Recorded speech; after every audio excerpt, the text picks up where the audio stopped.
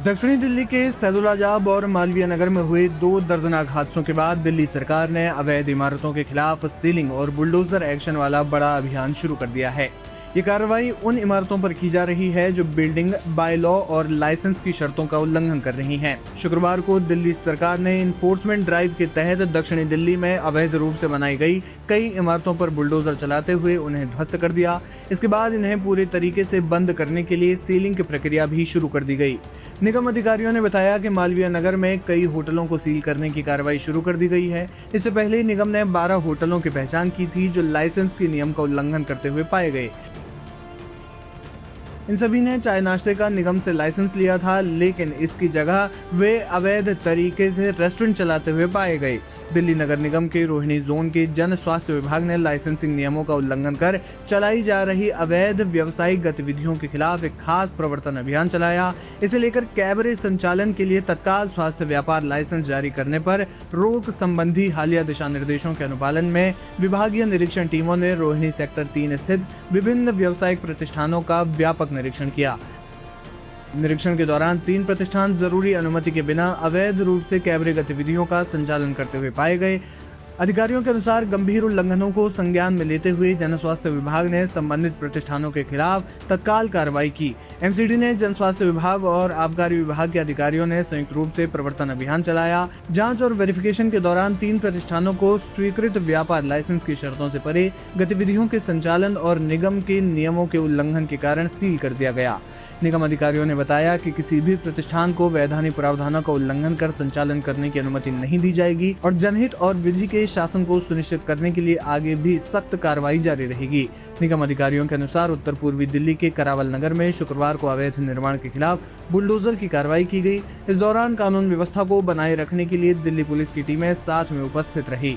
इस तरह की कार्रवाई साकेत और अन्य स्थानों पर भी आगे जारी रहेगी, ऐसा बताया जा रहा है। शहरी मामलों के जानकार और एमसीडी की निर्माण समिति के पूर्व अध्यक्ष जगदीश ममगाई ने कहा कि लगभग 2 महीने पहले ही सुप्रीम कोर्ट द्वारा एमसीडी को उन घरों की पहचान करने के लिए कहा गया था जिनका उपयोग दुकानों, कार्यालयों या फिर अन्य वाणिज्यिक प्रतिष्ठानों के रूप में किया जा रहा है।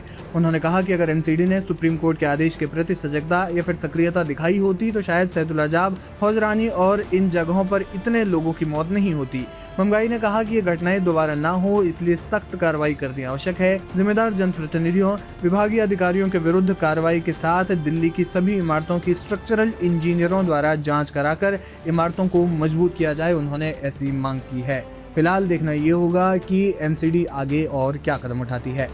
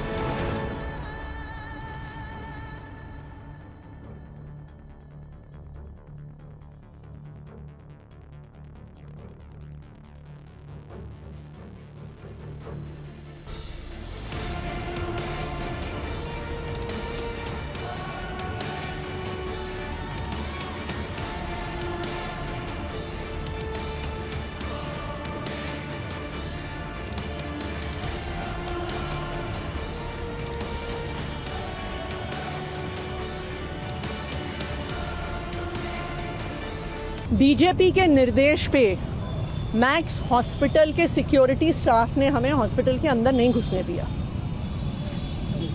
उन्होंने कहा कि पेशेंट्स के लिए प्रोटोकॉल के अनुसार जाना अलाउड नहीं है। मैं ये पूछना चाहती हूँ कि पेशेंट्स को इन्फेक्शन आम आदमी पार्टी के नेताओं से ही होता है क्या? बीजेपी के नेता आए, बीजेपी की मुख्यमंत्री आए, बीजेपी के विधायक आए, तब पेशेंट्स को कोई रिस्क नहीं।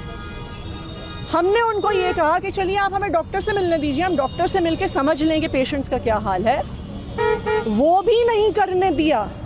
तो ये बिल्कुल साफ है कि बीजेपी और साथ में मैक्स अस्पताल मिल के पेशेंट्स के बारे में कुछ छुपा रहा है।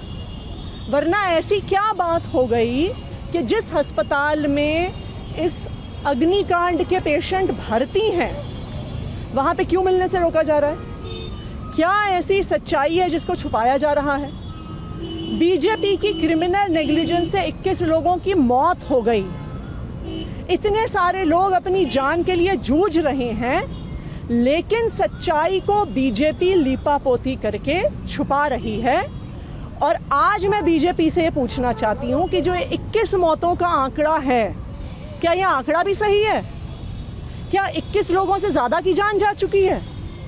जिस प्रकार से हॉस्पिटल में जाने से हमें रोका गया, आज ये बहुत बड़ा सवाल उठ गया है कि शायद असली आंकड़ा दिल्ली वालों के सामने और देशवासियों के सामने नहीं रखा जा रहा। आप जब मिलने गई थी तो आपको रोका गया है वहाँ पर? बिल्कुल, वहाँ पे बाउंसर्स को लगा के गेट पर पुलिस को और 15-20 बाउंसर्स को लगा के आम आदमी पार्टी के जो लीडर्स मिलने जा रहे थे उनको रोका गया। तो आपका ये बड़ा आरोप है कि कुछ छुपाना चाह रही है सरकार? बिल्कुल छुपाना ही चाह रही है।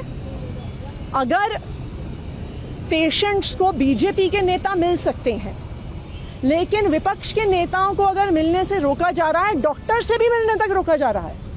पेशेंट्स पे भी हम मानने को तैयार हैं कि हम पेशेंट को किसी तरह के रिस्क पे नहीं डालना चाहते, लेकिन अगर डॉक्टर से भी मिलने को रोका जा रहा है, ये बहुत बड़ा सवाल आज उठ गया है कि क्या आंकड़ों को, मौत के आंकड़ों को बीजेपी छुपा रही है? क्या जितने लोगों की डेथ हुई है वो इससे ज़्यादा है?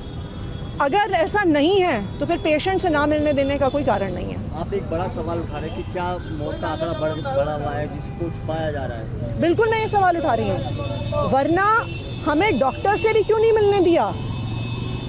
मान लीजिए कि पेशेंट्स को, वो कह रहे हैं कि जी आम आदमी पार्टी वालों से पेशेंट्स को बीमारी हो जाएगी, बीजेपी वालों से नहीं होती, लेकिन हमने मान भी लिया कि पेशेंट्स को इन्फेक्शन का रिस्क नहीं करना, डॉक्टर से मिलने से क्यों रोका जा रहा है?